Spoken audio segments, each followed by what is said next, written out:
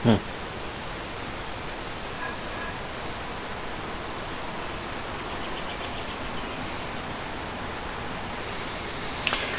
again, YouTube. Had a couple technical difficulties.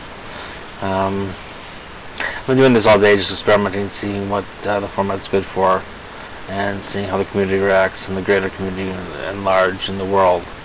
Kind of amazing how trouble that causes, or YouTube can cause.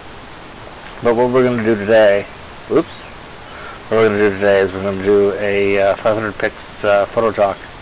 I left OBS and returned to OBS because unfortunately this, while I don't care if my face is on screen, it might be useful for some gesturing, things like that, so you can see me move. What's really important about it is sharing the screen, and YouTube has to change their format from just sharing the webcam to sharing screens and webcam for their live, so that I can see the chat, or just attach the chat so I can get the chat in OBS or on a different screen so I can see it and respond to the audience. Anyway, so we're going to go over to 500 pics, just my account, and take a look around. It's a great website, utterly beautiful work. Those of you that don't know me, I've published on 500 pics for 6-7 years now, and republished. I've since taken much of my work down and published on softgr.com, but it's worth noting that 500 pics is where a lot of excellent, beautiful photographers have gotten their start. For instance, this Saskia Dingermans, excuse me if I mistook your name. I just wanted to show the quality of work on 500 pics. Take a look at this soft, mossy light, and then you have this pastel magenta here. Just zoom in on that. Take a closer look at of the foliage blooming. It's really quite beautiful. It's a good environment. Probably challenged when it comes to selling the work, but because there's so much of it, it's so beautiful, all of it. But it's a great community for photographers. So we're going to go back, and we're going to go to Discover. Now I'll tend to go to Editor's Choice, but Popular is generally good too. Some nudity involved, please do accept it. It's different nudity than mine. That is very, very, very sexy per se, whereas mine is more fine artsy, I'd like to think. But here we go. If we were to pick any image on this screen, which would be the most meaningful, and frankly, it's Editor's Choice. They're always all good. But I find this Mohammed Abdullah possibly, to be a very, very strong image of a young man, frankly, dealing with his environment and being made out of his environment, but it does so through this geometry, this very central composition, firstly with the face, starkly presented, and even if everything else was pitch black, as in one of mine, you have a curiosity of the face. It's an odd portrait, but here you have geometry that supports with these angles and these opposing angles. From a foremost concern, you have a structure that supports these angles and these opposing angles. From a foremost concern, you have a structure that supports the pose and frankly compresses using this wide angle approach with graffiti producing the environment that produces that look.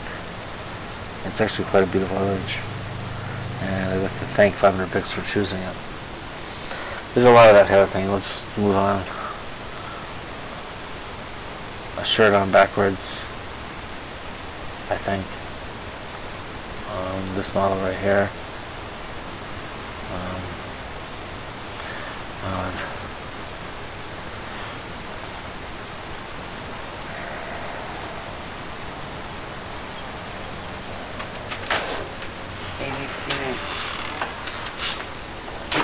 Can you go to the Walgreens to pick up medication for me and buy some temperature cigarettes? Sure. But you don't have to rush. Sure. Give me about half an hour. Doesn't matter. Just keep it. Okay? Okay. Don't leave it. I'll put it inside if you want to. Sure. So give me the credit card so I can put it inside in case you forget. What is people? We're talking with YouTube right now on photo on. So all these works. I have a love of food photography, and this is an interesting food. This is my mother, by the way. Mother's Day. Over at her place for this talk. Laptop. Anyway. Rebecca Sendrick.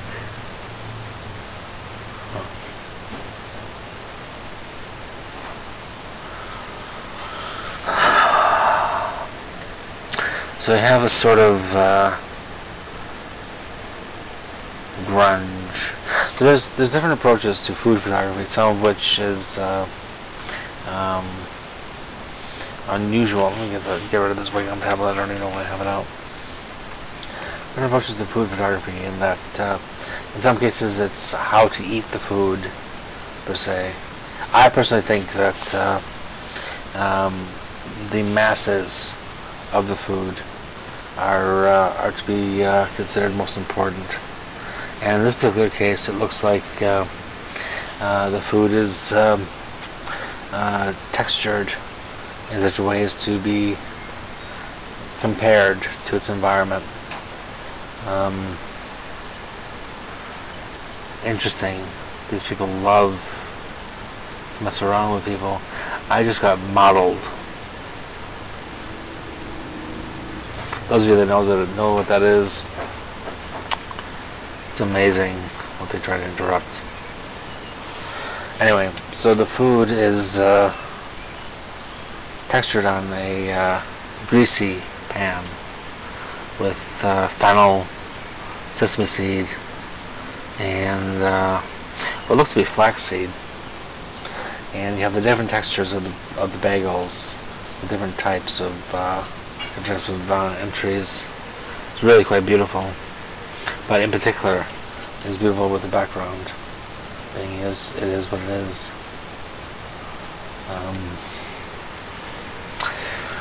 But you have a duplicate triad. Oh, that's a nice feature. I forgot about that one. You have a duplicate triad of triangle here and triangle here. But look how they're linked. It's really quite beautiful.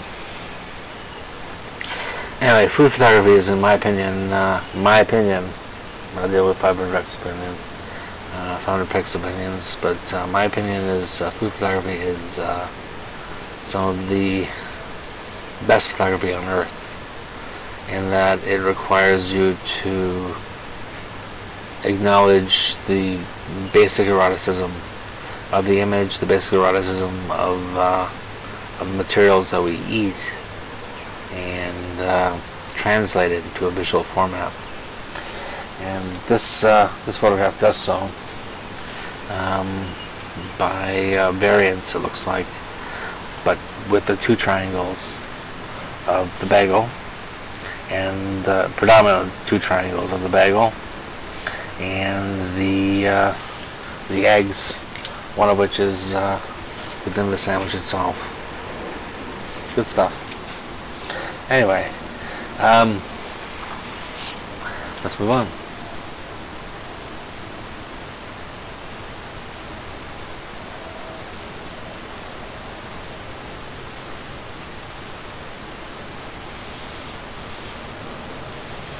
So Rebecca Sandroyo. Beautiful.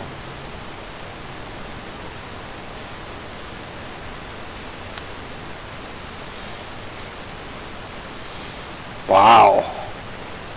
Let me look at that. That's got wow factor. Let's take a look at that one.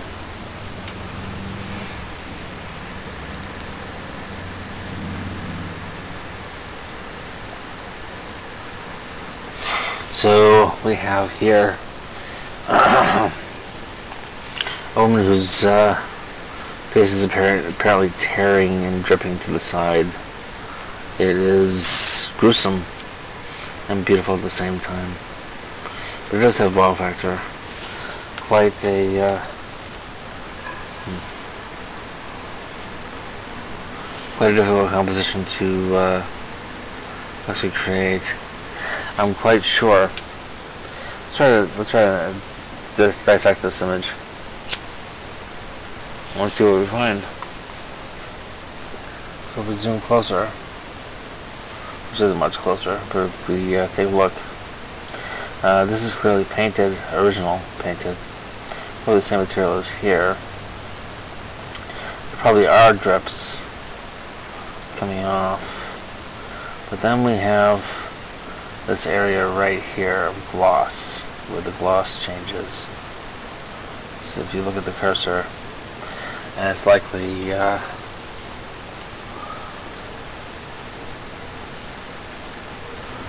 way it's been painted in.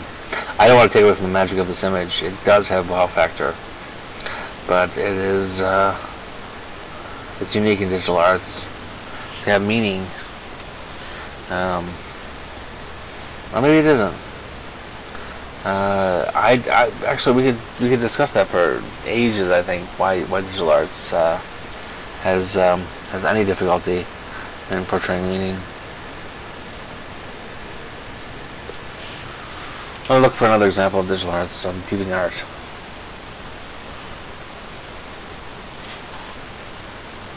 This is the way it's got to start.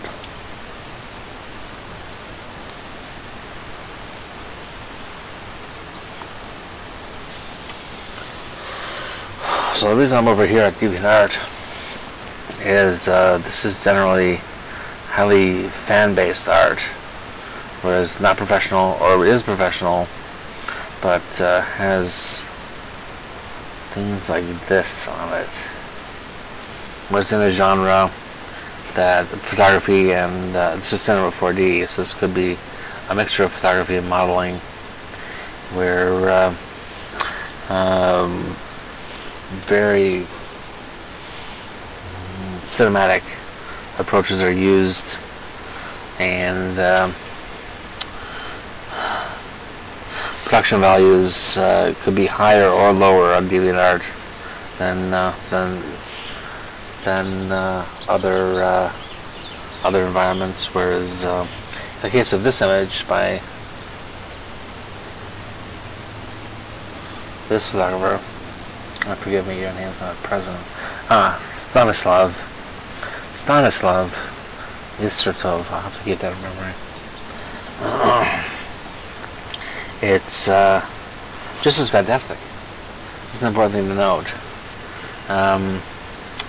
But has enough similarity, just similarity to formulaic elements that we consider as meaning a little more than stuff that's what's for fine arts or for commercial work, stuff that's steampunk, as this other image is FN AF6.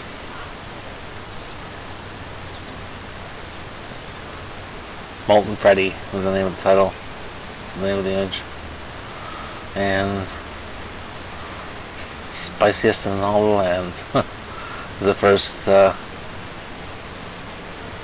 Where is this one? Nice, perfect backdrop for a gritty urban portrait. Same difference. But in this image, what we have ultimately is the meaning, I haven't even talked about the meaning yet, of one either makeup or self dripping to the side of the wall There's some sort of tearing attachment to the paint. On the other hand, it's done in a way that's slick. Yeah. But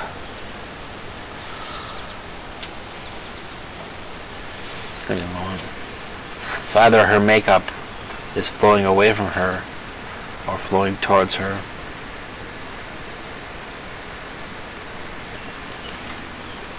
The tears themselves are painful looking and support the jaw, the frontalis, and the eyes.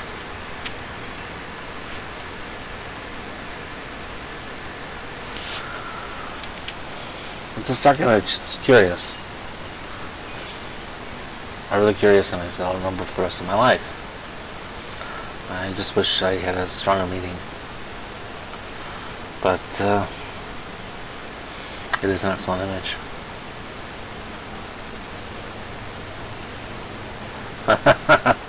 Let's go to accessible. That's Elke Vogelsang.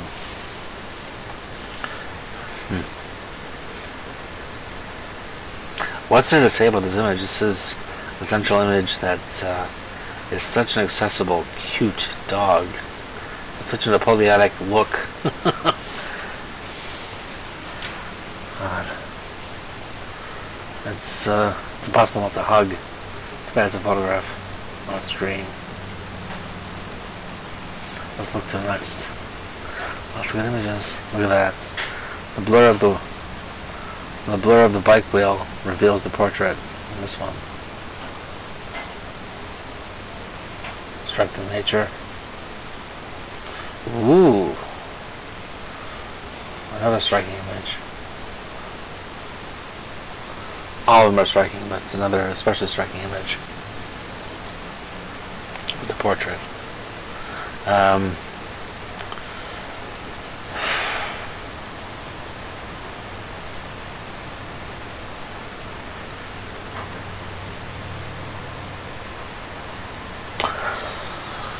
So there is there could be a couple themes. The theme of the sari, the theme of mask, theme of just hiding. It's not clear. It's but in clarity can be a forceful impact of the meaning too. It's a good image. Alexei Konkov. Sure.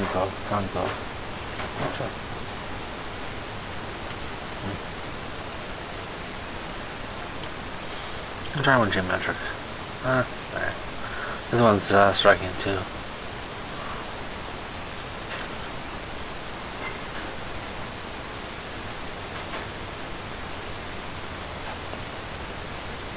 Wow. Diana. Owl. Diana Maraca. What a strikingly beautiful image. I'm going to go ahead and plus this one up. We Become Flowers is the name. So notions of death.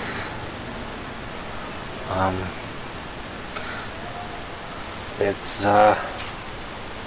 beautiful. Beautiful.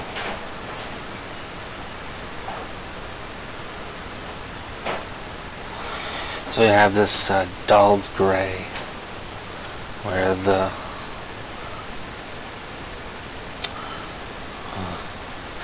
I'm taken aback by this image actually. This one speaks to me. But you have the dulled gray of the skin taken down to maybe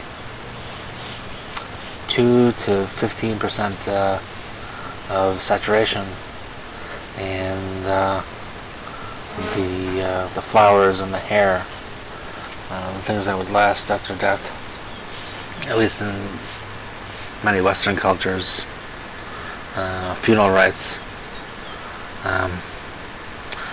carrying color. But it's a beautiful image. I got another one I'll remember for the rest of my life. I'll go ahead and follow her too. I want to see what work she does in the future.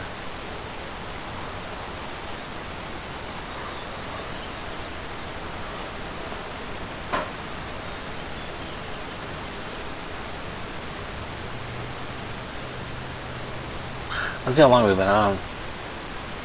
I don't want to bore you, but I just want to introduce some of the talks, activities and stuff. So I'm going to just switch back. Been on for 20 minutes, that's plenty of time. I just wanted to thank you all for spending some time today and experimenting with me in live production. It's been a blast, as always. I hope